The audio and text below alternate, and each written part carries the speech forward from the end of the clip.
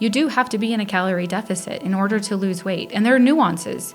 You could have a slower metabolism based on your dieting history, based on the amount of lean muscle you have on your body, based on how much you sleep at night, because that can really affect metabolic rate. Today I'm chatting with someone I get to work with here at Uplift for her, Jenn Pinnell. Jenn is our weight loss health coach, and if you've ever felt like you're doing all the right things, counting macros, trying to eat intuitively, and you're still not seeing results, then this conversation is a don't miss for you. Jenn takes a really lovely approach to weight loss with a whole body, whole lifestyle. We talk about why some of the common strategies aren't working for so many, and what you can actually do to support your body in a way that's sustainable and realistic to see the results you're looking for. Jenn is a certified health and nutrition coach, an NASM personal trainer, and also trained in mindset coaching. She's been doing this work for over 6 years and really gets the connection between physical and mental health, our nervous system, incorporating all of the different aspects. And she walks the walk. She is a wife, a mom of 9, and she totally understands how hard it can be to prioritize our own health when our life is full and what to do about it. Her mission is to help women, especially moms, feel strong and confident and energized in their bodies without burning out or obsessing about food. I really think you're going to love this conversation. At the end of the day, we all have different lives, and we all live different lifestyles. We all have different beliefs around food and values around food. And I firmly believe that in most cases, most people can adopt, some new things that work, but they can hold on to their values at the same time.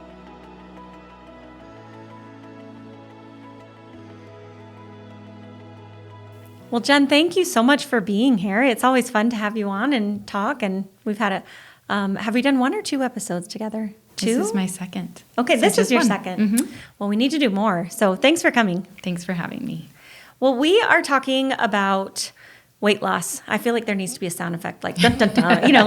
We're talking about weight loss, and I love talking about it because I do think it's something that's in the back of so many of our brains, very often in the front of so many of our brains.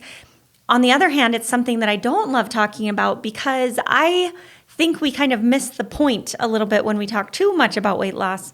We want to be happy and we want to be healthy and we want our bodies to function. But all of that being said, at the end of the day, women especially very frequently just want to lose weight.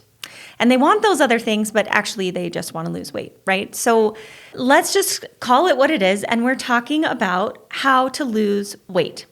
Now, especially from the patients that I see in, a lot of people struggle with, I think, a couple main things. One of them is weight loss resistance, where I'm trying to do all the things and it's not working. And then you have other people who are like, I can't even do the things to see if it would work. Like, I just can't even get the lifestyle in place. So maybe start by telling us a little bit more about your background and your experience to be the expert weight loss coach that you are now, because you borrow from a couple different tools and a couple different skill sets that you have, mindset and coaching, et cetera. Tell us how your training has gone and how you ended up in weight loss coaching. Well, I think it came about out of passion to begin with. To be honest, I've had 5 babies, so after every one of my kids, I wanted to lose the weight. I'll be honest, I wanted to feel good, and so I started with that and a passion for exercise and mostly nutrition. I mean, I really dove into the book Body for Life when I was 17. Yeah. That was probably my first actual experience with a program per se. So about the time, after having my babies, there was an extra push, and I just started researching a lot of nutrition certifications and went down a road of finding one that was really reputable and just did it for fun. I was a mom. I wasn't trying to do anything special, but that led me into more exercise because I actually really love exercise. I love all aspects of movement. And so then I did a personal training certification. As a mom, honestly, it was just for fun. I was just trying to gain knowledge. And then I ended up getting a divorce. And at the time, I was really wanting to put those tools into practice. And I knew I needed to get a job. And I just dove in and I just started to really experiment working on clients, experiment working on people that I knew, my friends and family, started to come and hire me. And it was really, really neat. 7 years later, I've been doing this. I've helped probably 1,000 people with their weight loss journeys, men and women, in their 20s, 30s, 40s, 50s, 60s. I mean, I've worked with a lot of different people. And over the years, it began as more weight loss. People come in, they want to lose weight. It was very weight loss focused. And then I would say probably the last 5 years, I got a certification in a mindset course. And I really thrive off of working in the brain. I think it's so fascinating. And in terms of weight loss, there's just so many nuances, and we have so many patterns that we adopt from early childhood into, college, and then we get married and we adopt somebody else's, habits. And it's really, my approach really comes from taking each individual as like a science experiment, because we all have different backgrounds. We're all tried to lose weight in different ways.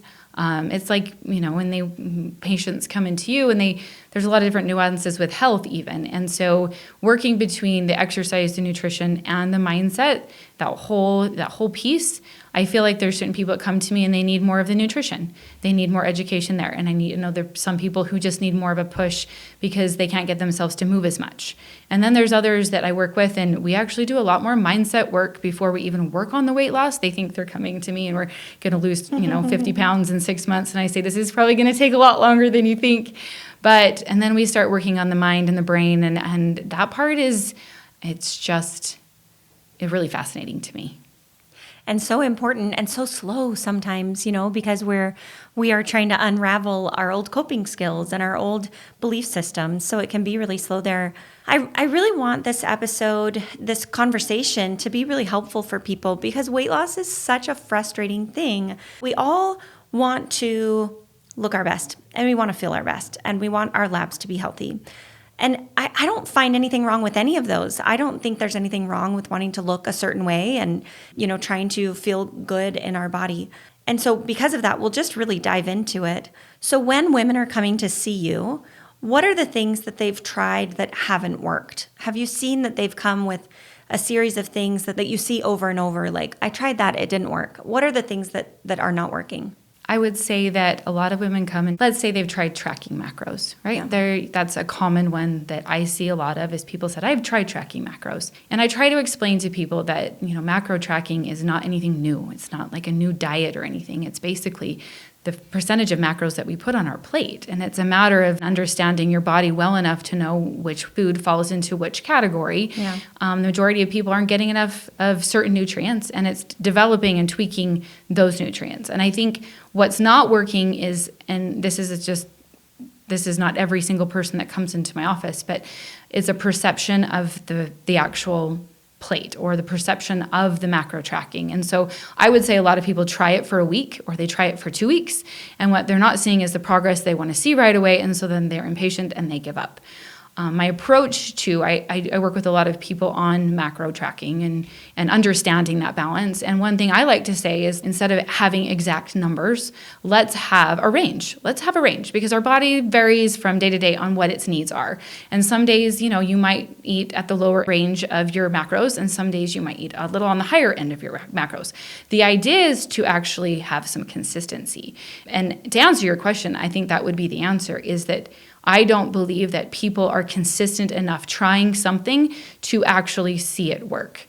However, I have compassion, because I know that a lot of you women out there are trying, and your perception of the effort that you're putting in is, I don't want to discount that, and I don't like saying, you're not doing it right or you're being dishonest.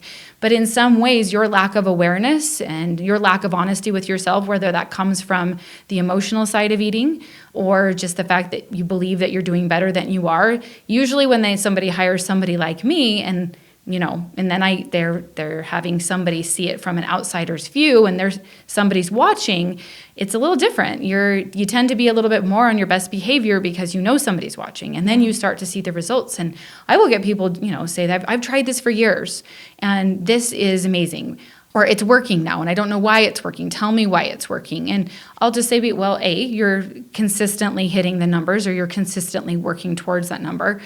I'm a progressive coach, so I don't take, let's say, for instance, you're out there and you're not very good at getting your protein in. And that's something, it's all the buzz, but it's very important. Honestly, it's one of the most important things in my health journey is getting protein in. And but if I get a client who comes in and is eating 40 grams of protein per day, I'm not going to suddenly look at you and say, now tomorrow you need 130 grams. Right. What I'm going to do is help you sort of progressively bump that number up and show you what that looks like. And also along the way, explain to you what you're going to start to feel because you're eating more protein. You're going to feel more satiety. You're not going to maybe feel as many sugar cravings as you normally do. Same with fiber. It's kind of the same with all the balance of nutrients. I don't focus as much on carbohydrates and I do on fats. Technically speaking, if a client's hitting their fiber goal, then the carbohydrates that they're eating are usually pretty decent carbohydrates. Did that answer your question? Well, it certainly got us started. I think it's a really great start. I think we started with what's getting in the way. And I think that what you said was sort of a little bit of a lack of awareness sometimes, Yes. a lack of, it's tricky to say without making it sound bad, but a little bit of a lack of reality. I see this in my clinic too, where people will say like, I want to lose weight. Why do you want to lose? Like, what have you tried? What's not working? They say, well, I eat pretty healthy. I don't understand why the weight's not coming off. I eat pretty healthy. And that's tricky, right? I want to be on your side and I want to say, you do eat pretty healthy, pat you on the back, good job. I love that for you. But if your labs are showing that you have insulin resistance or prediabetes and you're not losing weight, then we got to do something, I'll preface too and say that you and I work together at Uplift for Her. And one of the things that I really like to do is I like patients to come work with me first in some cases where we can deal with inflammation and we can deal with hormones and we can deal with some of those basics like thyroid, at least check them. But very quickly, then I like them to go back to you and get the health foundations in place of sleep and stress and nourishment and movement and all of those things. And I want to say I'm leaving that part out of the conversation intentionally because it's just a different conversation. But there is inflammation, there is a hormonal abnormalities, there are other things from a medical perspective that I like to address those first. Because if not, it makes it really hard to lose weight, even if you're counting macros and stuff. But so for a patient, they've presumably been working with a doctor, their thyroid is doing okay, their hormones are where they need to be, they're working on hormone replacement therapy or whatever. Then they come to you. Tell us about the different tools that you use. So you mentioned macros, you mentioned mindset. What other tools are you bringing in to help women really lose weight sustainably? The pillars that you talk about in your clinic, sleep, stress, nourishment, movement, all of those things. Those pillars are extremely important. When you look at the foundational pieces, so when you look at tools, I'm addressing first of all, let's say hydration. I'm addressing how much hydration and increasing progressively through hydration.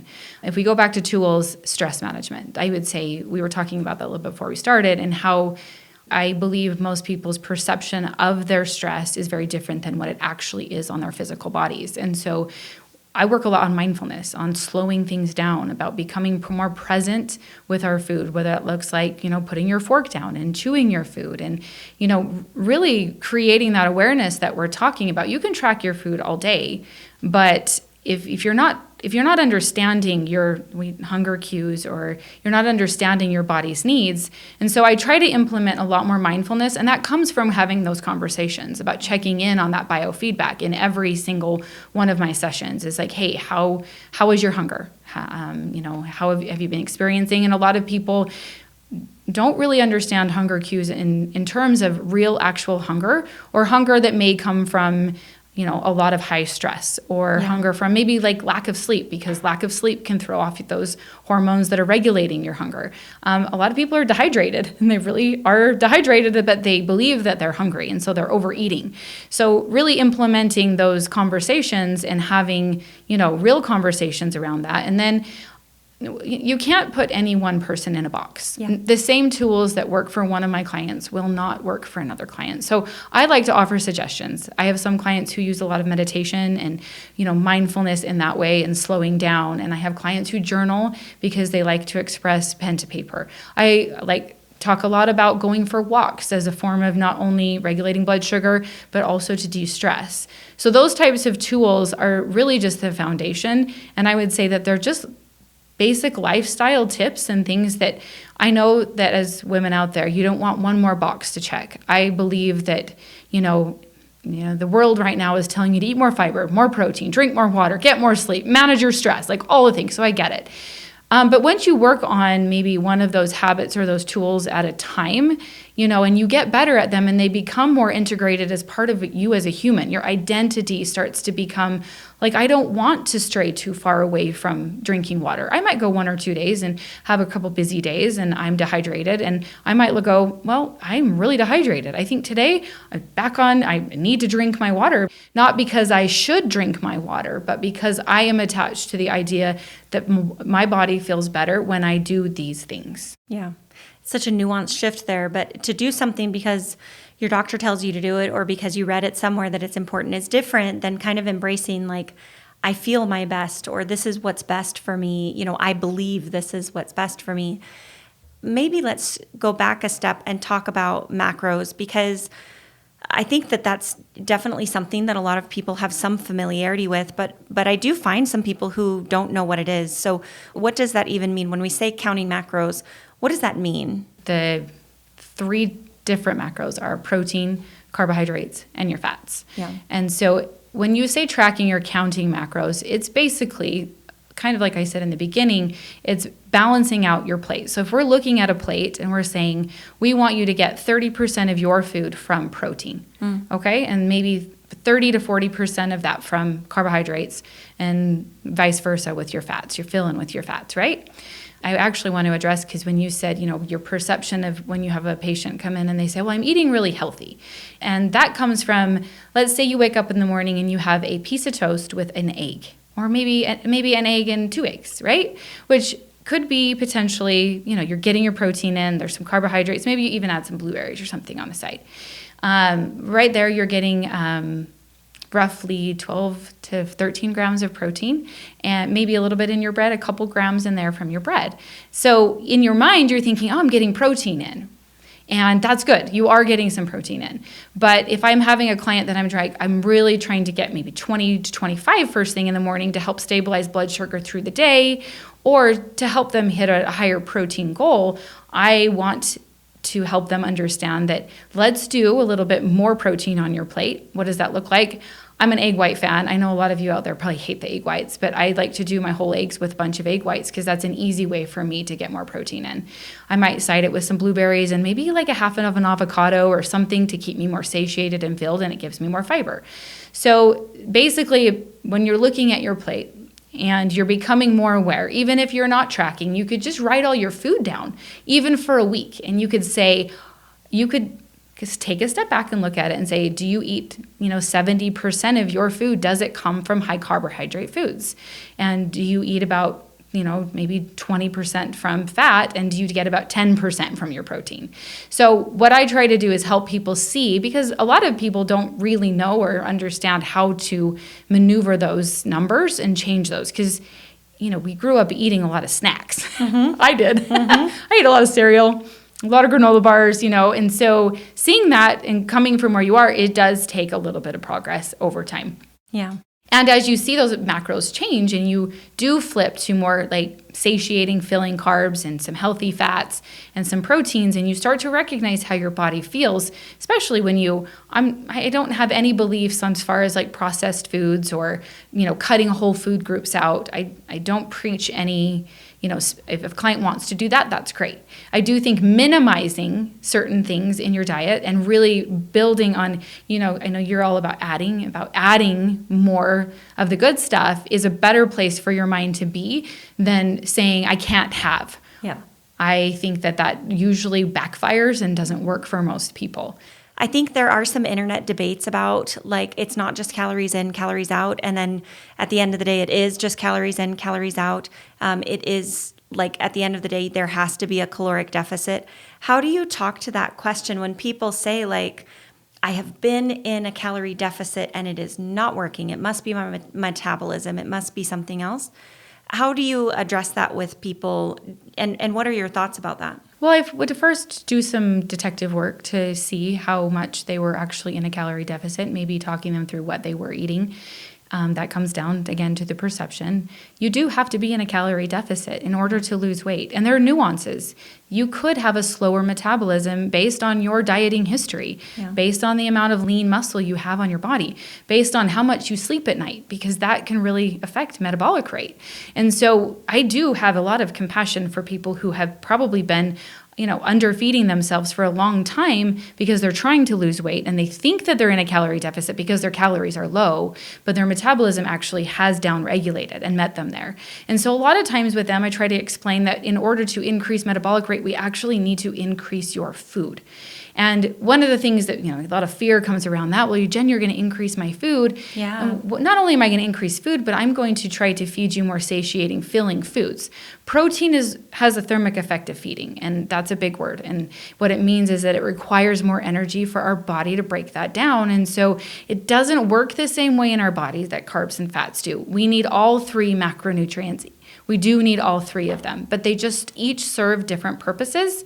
And not a whole heck of a lot of us actually crave protein. And that's why, focusing on trying to get more of it is important, because we naturally gravitate towards things that are fast, and those tend to be high carbohydrate processed foods. So yes, you do need to be in a calorie deficit, but there are some nuances. And that's why being a little detective, extracting some of the emotion, I know is hard for most people to do with weight loss. But when we see food and it's less dramatic, and we can see it for what it is and really be honest about what we're doing and what's working and what's not, is really helpful in determining whether or not you're in that caloric deficit. You can start to pay attention to your hunger cues. Hunger is actually a good sign of metabolism. And so I tell clients all the time, if we're feeding you and you're starving to death, then we're probably either not feeding you the right foods, or we're probably underfeeding you. Yeah. Now, if you have a little bit of hunger, this is where I work with a lot of clients on the mindset, okay? Hunger's a good sign that you're going to lose weight. So going to bed, a tiny bit hungry, feeling like I'm a little less satisfied than maybe I want to be, but celebrating, because that means that you're probably in a deficit. Waking up in the middle of the night might mean you're a little bit too low of a deficit, meaning your blood sugar is probably doing something in the middle of the night. But understanding those cues and talking about them with a little less emotion and drama and more of just, honesty is really going to help you understand whether or not, A, you've been consistent long enough in a calorie deficit to lose weight, and B, if you actually are in one to begin with. And I think this is why so many people struggle with macros, is if you're starting your weight loss journey day one with macro counting, tell me what you think about this, but I think that's a huge mistake. If you've undernourished yourself, either by being in a prolonged calorie deficit, you're the person that's skipping breakfast, eating a tiny lunch and eating, a little bit of chicken at dinner so that you can get in a calorie deficit, and then you're going and working out really hard, and you've been doing that for years, or you're the person who's maybe having plenty of calories but is undernourished. You don't get enough protein, you don't get enough fiber, you don't get enough vitamins, so you're living off of kind of empty calories. If you just take those people and start counting macros with what they're used to eating, I think they're going to have cravings. I think they're going to be not sleeping. I think they're going to be stressed. And that the calorie deficit in that way then, I think, just worsens all of those other symptoms of fatigue and irritability and trouble sleeping and worsening stress. What is your take on that? Well, you're suggesting we work on nourishment first. Right. It's almost with extracting weight loss as your goal to begin with. And this is really hard for people. People don't come to me. I have to take them straight into a program. Right. But that sometimes means balancing out those meals first to begin with, because if you're snacking all day long and you're never eating a nourishing meal, your body's deprived. It needs nourishment. It needs you to take the time and energy into preparing at least 3 meals a day that feel you, and so that you are feeling more energetic. Yeah. So I agree with you. I think going from, not eating much to just trying to track your macros, if you're doing it for the sole purpose of making sure that you're getting enough food, then that can be really helpful. Yes. And be I want to make sure that I'm getting enough protein in, or I'm making sure that I'm actually getting a minimum amount of, exactly of calories in a day. Then I think that your point is on point for sure. So if someone is now getting to the point of wanting to really get serious about losing weight, maybe they've already kind of tracked what they ate a little bit, they've boosted a little bit, they've started eating a little bit more, and they come to you and they say, okay, now I'm ready to lose weight. How do you get started with macros specifically? So we've said there are some other things with stress and mindfulness and intuitive eating, but if they're just getting to the point of macros, how do they even figure out what is a deficit for them and how to get started with that? Because I've been doing this for so long, when I look at somebody's journal, when they journal their food before they come in, I can get an idea of kind of where a good range. I talked about ranges. I will start with a good range. So let's say, for instance, you come in and I'm like, let's do 15 to 1,700 calories to begin with. So are you looking at what they're already eating and just starting there? I have them bring in a journal and I want to look at what you're already eating. And I have to bridge the gap between the foods that they're eating and the schedule that they're on. Yeah. And we have to progress them to like the next step. Yes. And what I know is that it doesn't happen overnight. Usually I start and that we uncover a lot of mindset blocks and things around their inability to feed themselves during the day. And so, people want a plan when they come in. So we provide them with a plan and I will set some goals. I set very specific, basic foundational goals on how much water to drink. And then I actually ask them, like, what do you want to focus on? What do you feel like? And some of them will say, I really want to get a good night's sleep. So we'll work on a nighttime routine where maybe they put their phones in their room, across the room, or they do a little meditation before bed, or they make sure that they have screen time, like turning off the TV at a certain time and winding down. So that's an important thing in conjunction with what we're doing. And each client has different things that they need to work on, right? So we'll take those macros, but then I will tell them, ask them a few questions, like, let's really pay attention to your hunger, your digestion, and your energy. Those three things really matter, and we'll talk about them this next week. And then based on our plan, depending on what the next week looks like, we'll say, how did it go? And that's kind of, it unfolds from there because I start to see whether or not they have a hard time being consistent. That usually comes with like, women, I apologize, but I know your lives. I actually live it. I have a very busy life, and I had kids games this week, or, I was at practices all week long, and so I just didn't get my dinners in. And we talk about easier options that we can do on weeknights, and we unfold some of the nuances that come with. I think a lot of people's perception of healthy eating comes with like these elaborate meals. Yeah. And I'd have to say that sometimes those are really fun. Mm-hmm. I'm a mom I have 5 kids and I have 4 stepkids. And if I meal prep, do you want to know how long meal prep lasts? Yeah. Like not even a day. Yeah. So I have a lot of tricks and tools that I can offer to clients, whether if it's a little bit quicker options of things that they can buy from the store, just to help them feel more successful. Yeah. However, I will reiterate, and this is one thing that I have found, is that women have a lack and a love for cooking nowadays. Mm-hmm. And I think we need to come back to understanding that food that we make is part of our self-care. Mm-hmm. Now, we're so good at nails and massages and self-care and seeing that as self-care. And I have a passion for this. Like, it really runs deep in me. Self-care is sleep to me. Self-care is making a really yummy, nourishing, healthy, balanced meal that just tastes delicious, but also feels satisfying. And it's moving my body every single day. That is what I believe self-care is. So as far as where we progress off of that initial macro, it just goes in 100 different places. Yeah. Sometimes I will pull people back from tracking it all. If I see psychological, I tell people every day, mental health is almost more important to me than them losing weight. Like, sure. I want that to be. So if I see somebody tracking and it's really starting to play with their brain, or they have a lot of history with tracking their food, and I can work around that. We can try and work and focus on other things and talk. Sometimes the weight loss comes a little bit later or mm-hmm. slower because we have to do some work on the mind. But eventually, I promise, if you stick with it long enough, like, it will happen. Mm-hmm. Well, I think it's just such a good case for hiring a coach. I'm such a big fan of coaching because I think it's complicated. It's complex. And it's complex partially because of our culture as women and our culture of busyness. And you and I were talking about this beforehand, that if the only food we had available to us was like grass-fed beef and pasture-raised chicken and sweet potatoes and blueberries, we wouldn't need to count macros, right? You would just eat food and you would be fine. Mm-hmm. I don't think there were a lot of people who struggled with weight when the only thing we had available to us was paleo, right? Was like animal and what grows in your garden. Mm-hmm. But that's not the world that we live in. Now you can do that. And that's what I tell patients, like, listen, if you don't want to count, you don't want to think about food, you don't want to understand nutrition, you want nothing to do with it, you can do that, but then you can only eat these foods. And then you don't ever have to think about it, but then you can only eat these really nourishing foods. And there are lots of people who do that and love it and great.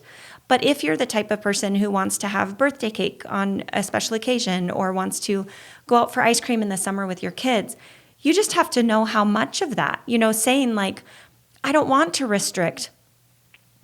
Well, that's complicated. And it's not that you can't do it, but you do have to understand how it fits into the body. And so going back, that's why I'm such a big fan of coaching, because I think it's just a lot to expect to DIY, to go online and see an influencer online who gives you suggested macro counts or gives you a meal plan of perfect macros, and you just follow their meal plan and expect it to work. It's hard for that to be sustainable. There really, sadly, is a little bit of a learning curve that comes, or a lot of a learning curve that comes with understanding all of this nuance. So that was a little bit of a sidebar, but I just think it's a lot to ask of ourselves to expect to do it without external feedback from a coach. Well, I believe that we don't have an educational problem. We don't have a learning problem. We have an application problem. Yeah.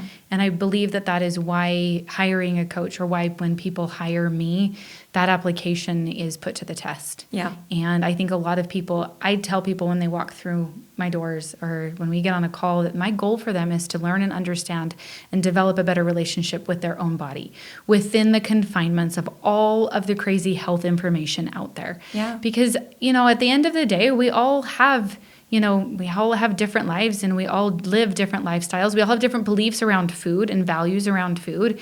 And I firmly believe that in most cases, most people can adopt, some new things that work, but they can hold on to their values at the same time. Yeah. Yeah. I think that's so great. Hey, it's Mallory. Can you do us a big favor? If you're loving the Uplift for Her podcast, we would be so grateful if you could leave us a rating or review on Apple Podcasts, Spotify, or wherever you listen. It only takes a second, but it helps us reach even more women who may need to hear our message. Click that 5-star button and let us know what you love about the podcast. Your support means the world to us. Now back to the show. So how do you help women down this road then and still how do you nurture that healthy relationship with food? And how do you keep people from going into an unhealthy pattern here as we're counting macros? I see a lot of patients who are like, I did macros, it worked. I lost weight. And it made me crazy. Like, I was thinking about everything. I was weighing everything all the time. I don't like that my kids are watching me weigh out and portion my food. How do you address that? It's a really good question. It's tricky. When I'm talking to people, I have a really good understanding of when that's about to happen. Yeah. Because I've been doing this for so long. And when I see it, I pull back immediately. Yeah. Because, like I said, I really believe that the mental component and the relationship with food at the end of the day is really, really important. I had a client who I was working with, and she was so gung-ho to lose weight. she knows how to track macros. She did all the right things. She lost 20 pounds. We did great. I was like, woohoo. And then one day, I think she had hit a weight that she was excited about and just decided to celebrate. Well, it started to unwind, and she started to actually go backwards. And there was all of a sudden she was extreme binging. And we uncovered a lot of history behind like that pendulum of lose weight, gain weight, lose weight, gain weight. We spent probably 9 months discussing just the trying to unlearn some of the food rules and we didn't track any food. We didn't work on weight loss. We worked on understanding and having a better relationship with food for 9 months. She hung in there with me for a long time. I was just on the phone with her today. I've almost been working with her for 2 years, but she is 40 pounds down, and she'll like, I kind of get teary-eyed because the work that she was able to do, she's sitting in a place now where I think she never would have been if she would have continued on that cycle. Yeah. So it's intuition, I think, because I've been doing it for so long and I have a lot of experience, but I am kind of an energy filler. So I can sense somebody's energy around that when they start to become tense and anxious around the plan that we have. And I'm like, hey, let's pivot. Yeah. Let's work on some other things. Let's work on chewing slower, and let's work on maybe a little bit more of the movement and trying to improve in that area. And let's talk about, one of the things, and I don't say this because I have other areas of my life that I struggle, but I have a really good relationship with food and a mindset, and that alone, helping other people adopt that and feed off of my mindset. Anytime you hire a mentor and they're better at something maybe than you are, you're eager to learn and pull from that. Now, I don't believe everybody is like going to love egg whites when they leave me. I have a lot of people that still are like, gag, Jen. That's not what I'm saying. But what I'm saying is that that's why you like coaching, is because you can talk to somebody about something that you're not that great at, but that you actually respect and want to learn more, and you feed off of that, and you start to actually unlearn those things and relearn them a different way. You actually mentioned, tracking your food in front of kids. And I have a lot of women who'll be like, well, I don't want to make a separate dinner. That is something that I have. And you can agree or disagree with me, okay? But in my house, I make food, and sometimes my kids, I don't want to eat. The other night I made calzones. My kids love calzones. I occasionally really like a calzone. I didn't want a calzone, so I made me a big salad. I did put pepperonis and mozzarella. I used some of the same ingredients, and my kids looked at me and they're like, well, we want some. And I was like, okay, I will feed you. I shared what I was eating. But at the same time, and my daughter will sometimes ask me, well, Mom, you sometimes eat different. I go, first of all, my needs are a little bit different than your needs. And I'm in a phase in my life where I'm really careful about what I eat. But I also want to feed you guys things that you like and things that, you guys need energy for. But I'm always happy to make the things for you that I make for me. I just don't always think that that's what you want. Yeah. And so when those types of things, you kind of go, oh, you're giving yourself permission to be like, maybe it's okay sometimes if I rearrange my food. I don't really like making 2 meals for myself, but if I make tacos, sometimes I'll make a taco salad. I'll do a little more lettuce for me, or I'll rearrange the ingredients to kind of fit a little bit more into what I want to eat. But I want my kids to know that health is important to me, but it's also not my whole life. It's not my personality. And I want them to know I do that for me because I want to feel healthy and strong, and I want to feel good about myself, and that's important to me. And if they're watching me and they're seeing that, then I'm hoping at some point in their life they either ask me about it, or maybe they will never like it, and that's fine with me. Yeah. Honestly, I just know that they have that opportunity if they want it. Yeah. And so those types of mindset things, sometimes I think adopting and talking to a coach or something, going, oh, maybe the way I've been thinking about that thing is a little different than maybe I can be thinking about it. Yeah, and I love that you say that, because I love that example, because you made them their food, they wanted it, they're happy, and they're seeing you eat something different. And if you had not exposed them to those healthy foods, then they would be perfectly happy with the calzone and not any the wiser, right? My point being, we have this opportunity as moms to keep putting healthy food in front of them. We don't have to make a huge deal about make sure you eat every bite of that vegetable, make sure you clear your plate, right? But just exposing them to these healthy foods over and over.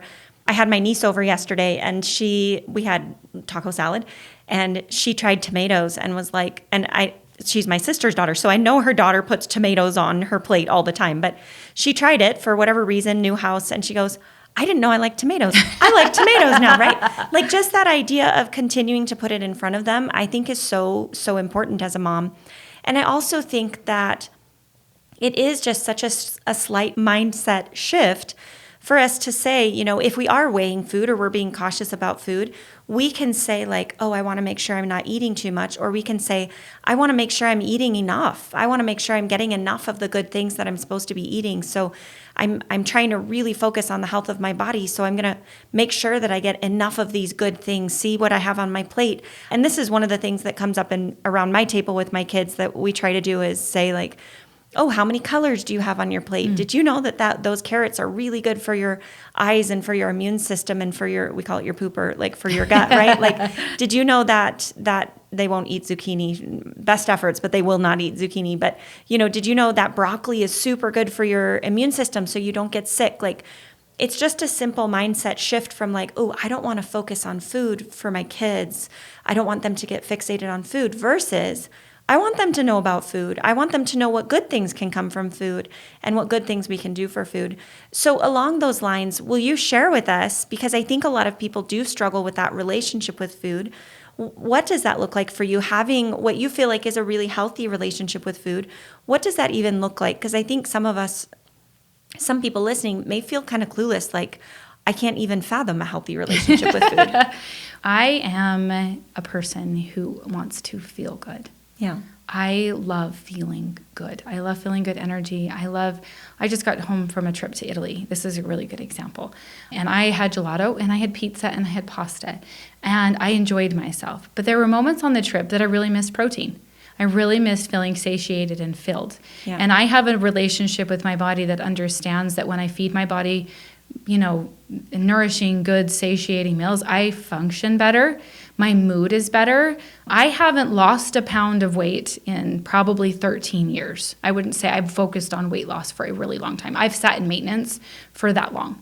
And I don't eat healthy because I want to lose weight. I eat healthy because I want to feel light. Mm-hmm. And feeling light comes with not feeling really bloated, not feeling overly full. I don't really love I know there are people out there who really love to feel overly full. And there are times when I like to push myself to that point. On the trip I did. And there were times that I'm like, after a meal or two of feeling overly full, I want to feel light again. I want to feel like my digestion's working well. I think I just understand and know that how my body feels at its best, and I know now that when it doesn't feel at its best, it comes with the consequences of not getting enough sleep. It comes with even the stress, like having too much on my plate, and having a lot of stress on my plate is something that I'm really aware of, and knowing that there are certain areas of my life that I have to learn to let go of. I have learned that there's a coach of mine that I love, and she says it's okay to be a B student. Mm-hmm. Most of us are trying to get A's and constantly, and so we're, perfectionists. Yeah, and a lot of times we're not even attempting to do something because we want to be perfectionists. Yeah. So when it comes to food, I would say I have an 80-20. I have a very good relationship with food. I love chips and salsa. I love ice cream. But I believe that those things are joyful, and I feel joy when I eat them because I don't eat them every day. I don't have ice cream every single day. I eat it maybe once every once a week, or maybe every 10 days or something. I incorporate the things that I love, but that actually is the way I feel joy in them. I look forward to them rather than having them be a staple in my life. I actually have a lot of fun with food. I think there's a lot of creativity. I'm not a very creative person, but in the last few years, I've really found my way in the kitchen, and I found different ways because, when somebody's like, well, give me some new ideas for protein. I'm like, I can't give you new ideas. I can give you new ways to prepare it.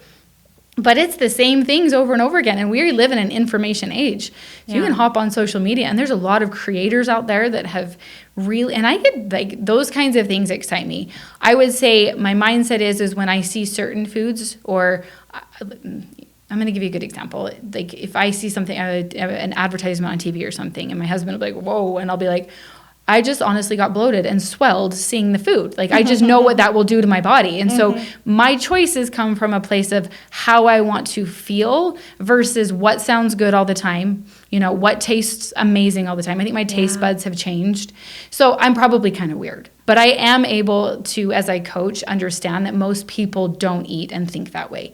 And so bridging that gap and understanding that, meeting people where they are is what I like to say, and really just trying to help them, adopt maybe one or two of the pieces. I have a client that I work with from the clinic that, she loves it when I say we talk about feeling light. She likes that feeling way more than like losing weight. She just wants to feel light, because I'll be honest with you, sometimes you guys get started on the lifestyle, the foundational pieces, and you start to feel better. You do, and it has nothing to do with weight loss. And recognizing that feeling that maybe you could lose 10 pounds, maybe that 10 pounds just means accepting it a little bit, being a little bit, more flexible with your food, but following through and doing the things that make your body feel really good. Yeah, I think it's really interesting. I prescribe weight loss medications, the GLP-1 agonists, and tirzepatide and semaglutide, and in appropriate circumstances. And I think I do it in a smart way, not in a like everyone gets it and do whatever you want with it. But one of the interesting things, so I microdose it for most patients, which means we start at least half of the typical starting dose, oftentimes less than half of the typical starting dose, which is just a fraction of the max dose. And one of the things that's so interesting with these medications is they do quiet what people call food noise, right? This attachment, this emotional attachment to food. Now that can go too far, and you hear people on these medications who suddenly have no interest in food. Like they don't even have an appetite or a taste for it. So they're kind of gagging food down. I think that's a problem. That's too much medication. But when you start these people on teeny tiny doses, oftentimes, what's so fascinating to me is some people will feel just that food noise being gone. They feel that lightness. They feel that emotional break of like, I am so grateful to not be thinking about food. Like I still eat breakfast, lunch, and dinner. I'm able now to do the macro counting because it doesn't feel so fixated. So I'm so glad you share your healthy approach to food. And it's so good for people to hear like, what, oh, are we supposed to feel like that? Like, are we supposed to be, to not feel overly full? Because I think that there are components that frankly, we don't understand from a medical perspective of why does one person eat to overfull? Like, why would we do that? It's not just a willpower thing. And we're finding now with these GLP-1 agonists that even just medically hitting that receptor, it fixes that problem, which means it's not just a willpower thing, it's actually a physiology thing. So whatever genetics and early childhood training, and I think nutrients play a role if we're eating a chronically nutrient deficient diet, then the body will mess up those cues of what does it feel like to feel full and what does it feel like to want food. Like we just totally disconnect from those. Anyway, so sidebar with those weight loss medications, my point being that some people just, it's not even the weight at that point. They're just so happy to not be thinking about food and fixated on what I should eat and what I shouldn't eat. And oftentimes those people at a teeny dose, they're not counting macros, but they'll start losing weight. And some of it, obviously, you're like, well, it's a weight loss medication. But these are such tiny doses. And when we look at what they're eating, it's oftentimes just better food because they're not craving the Doritos or the Oreos or the treats after dinner. They're just able to eat. And then they go to the grocery store and they buy healthy food and then they eat healthy food. And then obviously the medication is helping with weight loss. But I do think there is a component that I want to acknowledge that it's not the same for everyone.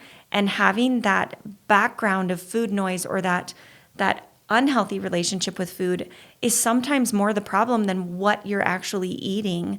And if we can quiet that down through training, through mindset work, through having an advocate to help you understand, I think can be really beneficial. Yeah, I've worked with quite a few people that have used that as a tool while I've worked with them. And I'd say that's the hardest. The food noise is a really tricky thing to overcome. Yeah. I don't know that this would be for every person, but I do believe it's sometimes a calling for our need, whether if it's an unmet need emotionally from, loneliness or anxiousness. I think that a lot of food noise comes from those types of places. Yeah. And that's where a little bit more the mindset work and learning how to reconnect back with ourselves to understand what those needs are. Because when we look to food as the only joy in our life, and that's, I think, sometimes why food noise is so loud. Because for some people, and I would say for some women who lack, I would say, a lot of purpose in life as moms, I've been a stay-at-home mom at one point in my life and I felt that before. But if food's joy, that's no wonder we're turning to that for joy. And some clients, I had one in particular today that we're working on finding other things that bring joy that can be at the forefront of our brain. And not saying that food shouldn't be joy, because I believe that there is joy in food. I just went to Italy. But I just mean minimizing that so that, we can redirect that noise maybe into something else that's maybe going to serve a better purpose or help. I mean, because the microdosing of the shot is really helpful. But for some people, either they can't afford to take it the rest of their lives, and at some point that food noise might come back, and well, and still the appropriate use of the best use of the medication is to use it as a step stool and then figure out how to eat and figure out how to quiet. I mean, it's a really great tool, but I don't think it's the end all be all final step in the I've seen it be process. so good for some Yes. people and really a Yeah. great tool. But I I do agree. also think that the combination of working on why there's so much 100%. food noise is also really important. Yeah, 100%. I've had the thought many times of, again, looking at our culture of like, what other people through the history of the world, what other people had the number of food options that we do? And in some ways that's really fun because we can have, you say like, what do you want for dinner? You want Thai food? You want Italian food? You want Indian food? You want Chinese food? You want whatever American food is, right? Like, it's fun, but also as busy-minded women, it's a lot. Like, it's a lot to figure out. And I've thought sometimes, like, back in the day where they were living off the land and the nearest market was, a 20-minute or 3-hour wagon ride down to the, town, like, you're eating the same thing every day. You're going to eat the vegetables that were in the cold cellar. Or, you're going to eat the chicken. You're going to eat some beef. Like, that's it. That's it. You're not eating herbs. You're not eating any foods from Mexico. You're not getting these other variety. And I'm really grateful because food is my art form. I'm not very artistic, so it's all I've got. But so I love food, but also I think it complicates our life. And I think it's okay to acknowledge that and say, if it's too much and you want to eat really simple foods over and over, like, do that. Because sometimes it is just so much mental burden to figure out how to cook and how to do new things. And it doesn't have to be that creative and that fancy. I think there of some influencers that I've seen that have their cookbooks and there's so many ingredients and it's so good. If you have the time and you want to cook that meal, I am so glad that you can do it in a macro balanced way. But if you're really busy and your brain is like, I will give you 1% bandwidth today for food, then sometimes you're like, yes, I will have chicken and broccoli again, and whatever it is, I think that's okay. But on that sort of tangent, I just think that the variety of food that we have access to is kind of a blessing and a curse because it's really hard to manage one more thing. Is decision fatigue. It's totally decision fatigue. And a lot of women struggle with decision fatigue. I actually have a little tool and I tell women, I'm like, get a piece of paper and put it on your fridge and write down maybe 6 meals that you do. And maybe once a month, add a new meal to the list. Yeah. Maybe cross one off if your kids don't like it or if it wasn't a good one. But the decision fatigue just comes from, trying to think we have to do something new or trying to think that we have to make those recipes with all those things. I'm grateful for those people too. But to be honest with you, I have clients who want to run away if I send them a recipe like that. Right. That is overwhelm. Yeah. And so to have that, we have tools, which is good, but it also, to your point, keeping things simple I think it's actually in a lot of ways really helpful. Yeah. Diversifying nutrients can be helpful. Yeah. I tell clients just, maybe work in different types of veggies on the plate or different fruits in your, but keeping it pretty simple actually is really helpful. Yeah. I think a lot of people just get really stuck with the idea that they have to make things more elaborate, that they have to, come up with this fancy meal prep. And that sometimes just drives more stress. Yeah. Yeah, I tell patients make it ugly, like because we go on Pinterest and it's like, oh, that looks delicious. I'll do that. And then you go to do it and you're like, oh my gosh, why what was I thinking? And it's like frozen peas, chicken. Mm-hmm. Like you can do that. You can do it ugly if you want to do it ugly. And then the occasional night you could have a really fancy meal that you want to spend time doing, but it doesn't have to be all or nothing. I think the world of meal prep can also send you down that road a little bit where it's like, well, I'm supposed to be doing it a certain way, and it doesn't have to be a certain way. There are lots of different tools and lots of different ways to go about it. Another question that I get from people is, we see right now on social media all the people who are like, how I lost weight when I turned 45, right? And all of them will say the same thing right now. I started eating more. Tell us how, you mentioned it before, but I want to go into it a little more detail because it's terrifying for women when they come to me and they say like, I want to lose weight. And I say, what are you eating? And they show me and it's very little. And I say, do you know what I want you to do? I want you to eat more. How does that make sense that can contribute to weight loss? That's a really hard thing for people to do too. Yeah. It really is. When I reverse, it's called a reverse diet. You basically try to increase their calorie intake it's basically increasing their metabolism. Food is metabolic in your body. More food we eat is actually, I've had clients lose weight on a reverse diet. It's not typical. It's not all the time, but the more that they eat, more energy. Think about it. Your body, you actually have more energy. That means that you feel like getting up and getting that glass of water instead of saying to your child, can you give me some water? Yeah. Or you feel like walking an extra little bit on your walk instead of stopping because you're really exhausted. Yeah. It increases your energy expenditure, which then increases metabolic rate. I think, and also really focusing on the right nutrients is at the same time really important, because all of a sudden your body's feeling nourished and it's feeling safe. That's actually something that I think a lot of women don't understand about weight loss is our bodies actually, they want to feel safe. Yeah. I'm going to go back to my trip to Italy because I had so much fun, but I was totally dysregulated. I had poor digestion. I was super tired for the jet lag. And I would have to say that my body was not safe. And it was actually really fun and a fun experiment for me to see, because I'm very routine. I have diagnosed ADHD, but when it comes to certain things in my life, I am very routine. And my body loves homeostasis. And I was straying away from homeostasis, and all of a sudden my body's in fight or flight. On a vacation, which is okay. I mean, it wasn't like I was upset or stressed, but my body felt stressed. Feel it revving. Yes. And so when I got home and I returned back to homeostasis, I think that our bodies, in order to sometimes let the weight go, they have to feel safe.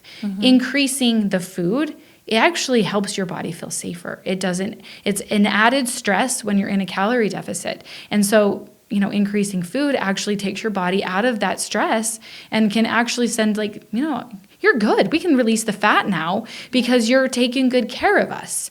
But, in a lot of ways, that psychological component comes in with women. They're so afraid to gain the weight that they don't know how to trust that. They don't know how to trust that concept. I love that you talk about safety, because obviously that's so huge for the work that I do with patients, and I just don't think we can talk enough about it. But I love that you're talking about this idea of the body feeling safe. And I also love hearing how in tune with your own body you are. And I think that is a gift that comes through this work when done correctly. I think if the weight loss journey is done very poorly, like you're just shoving your body into a deficit and not paying attention to the rest of it, I think it can cause dissociation with our body that we learn. We see this a lot with disordered eating patterns, where it's like you shut off hunger cues. You start to disconnect your body. So I'll get patients who say, I don't know. Like I could go for 3 days and not feel hunger because I just learned to shut that off. It's the polar opposite. When you're doing it badly, you're dissociating from the experiences in your body. You're learning to ignore the bloat. You're learning to ignore the pain, ignore the hunger and the cravings, and they go away at some point if you ignore them in an unhealthy way. Don't do that. Well, or they get used to it. Well, sometimes we just get used to living in that body, and we don't know what it feels like to feel safe. Right, but it worsens your quality of life. Yeah. It's there in the background. But when we do this journey appropriately, where you're now paying attention to your nervous system and you're feeling, I always picture this dial right at my heart center of revving up, revving down. And so I always point there, and people probably have no idea what I'm doing. But as we become more in tune with that, as we become more in tune with our digestion of gosh, I was so regular and my tummy was so flat and I felt so good eating that. And that I just ate, not so good. When we become in tune with that is such a gift. Becoming in tune with what we're craving, noticing, oh, I think I'm thirsty. Oh, I think I need a break. I think I need space. I think I need more connection. I think I need, the more in tune we are, the better results we're going to have long term. And that's actually what I hope we can help women do, is come back into their bodies, reconnect to their physical sensations. Tell us about intuitive eating and how you incorporate it, and when sometimes it becomes difficult for people who may not have this connection. I love for all and most of my patients' clients to learn to intuitively eat. That connection with self is extremely important to intuitively eat. And the knowledge of those macro percentages that you've practiced. I call it practicing, because over time when I'm coaching somebody, I'm like, this is practicing so that not only can we get to where you're not tracking your food anymore, but so that you're consciously making choices, based on the fact that you know how to feed your body. Yeah. Intuitive eating, I would say it's a learned skill. It's not something that you can just be today I'm going to start intuitively eating. I mean, if you're really good at sitting down with your meals and looking and understanding your plate and understanding the nutrients, if you sit down and you chew your food and you eat really slowly and you maybe don't snack, you don't have mindless snacking habits throughout the day, you maybe have a breakfast, a lunch, and a dinner that's full of maybe those nutrient-dense foods that we're talking about. Intuitively eating is easy in that regard. You can listen to your hunger cues at that point and say, I actually I'm a little hungry today. I must be in a deficit. That's a good thing. Or I feel really full and satiated today. This is my maintenance. This is where I'm good. Or I overate today. That was a little much for me today. I probably need to, make sure that tomorrow I'm drinking my water and can detoxify and get myself back to that set point, right? I think intuitive eating, I've been intuitively eating for 13 years. I go back to tracking occasionally for fun to understand am I getting enough protein in? Am I kind of slacking on that? I like to go back to it for fiber because that's something that I will maybe not do well if I'm not paying attention to it because I'm not always aware of it. I have been more aware of it since the conversation's been, it's been a hotter topic, I guess. Yeah. But intuitively eating comes from a byproduct of learning and understanding that connection with oneself. And I think I have one client in particular, she is so cute, Brazilian. We lost 60 pounds together. She never tracked a day in her life. So I know it can be done. She was very mindful, very intentional, but she used this word, and I will have to say that this is the most important word with intuitive eating, is alignment. She was in alignment with her goals, and she was in alignment with her body, and that really helped her get to where she wanted to without having to do all the tracking. I love that. And that's, I when you said that, I was like, ooh, I want that. I want to feel that all the time.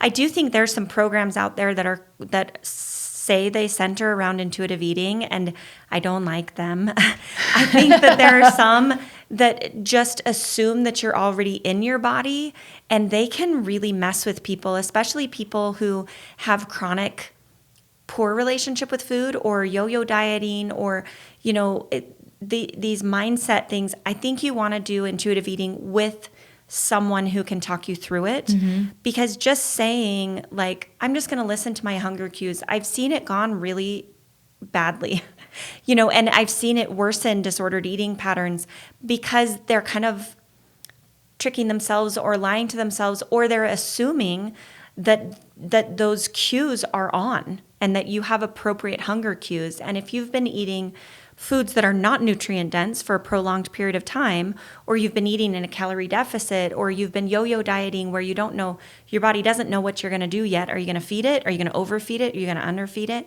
I think all of those things do not go directly into being good at intuitive eating. Like you said, it's a learned skill and it's a process. And I want that for people. I want people to come back to that sensation and to start tuning in. But I think some of the programs that I've seen kind of force you into that.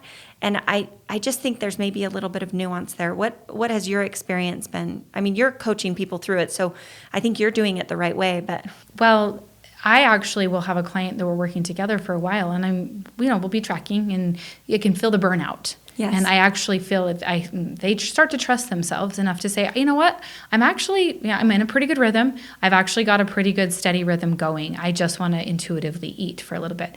Here's the thing that happens is that one of two things happen. That really works and they feel good. They actually practice the things that we've worked on, or they can start to backslide. And then they see it and they say, you know what, I probably should go back. Yep. That one of two things happens. And most people can feel the confidence and the trust and the honesty. And that's, really, really important when I'm working with somebody, because if you can't be honest with me, you're not being honest with yourself. And so, intuitively eating, I feel like, is a skill. You start to throw in exercise, which is not something we have really even addressed. That actually creates another whole conversation, because when you start to move your body, depending on how hard you're, pushing it, how often, those hunger and exercise creates an imbalance that sometimes people don't understand. I know if I go for a run, it creates an immense more amount of hunger and thirst in my body that I sometimes can't even catch up with. And so if I'm sometimes not even tracking my food, or if I'm not aware of how much protein, or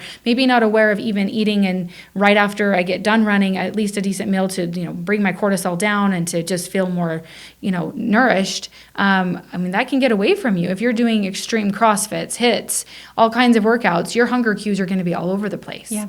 And then you start intuitively eating, and you're eating because either you earned your calories from working out, which it's not necessarily not always the case. Yeah.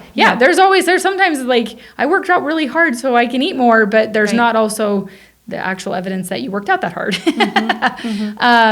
But also that people are just a little bit more hungry when they eat. That's a whole nother conversation in terms of weight loss. But in going back to what you said about intuitively eating, I feel the same way about these programs. I really do, because I will actually watch videos and reels of coaches who are promoting something, and I jump into the comments and I say, you know what, and they'll demonize things like tracking or the scale or things. And I'm like, it doesn't have to be all or nothing. No, there's so many tools.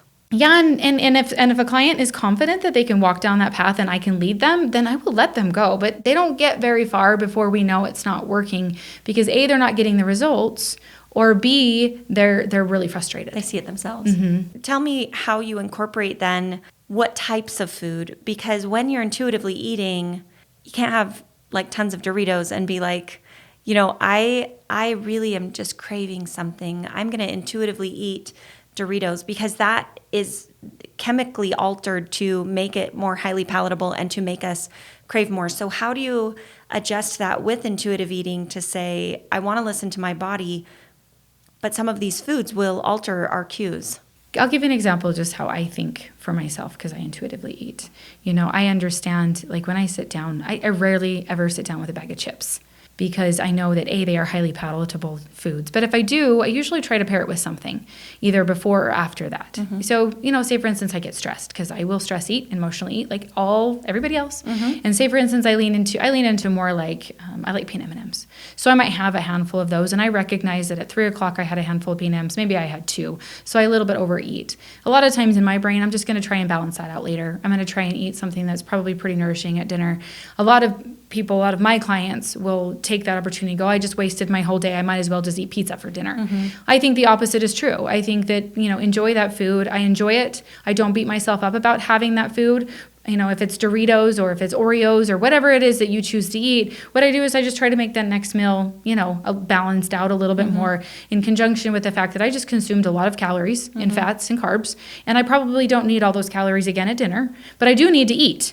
I do need food, so I don't want to starve myself. So I might make it a lighter dinner, or I might make it a little bit more volume of vegetables and some protein, so I can balance that out. I also believe that like drinking a lot of water, if you do, if I'm intuitive and I'm drinking a lot of water to kind of flush that out of my system, because that actually makes me more thirsty.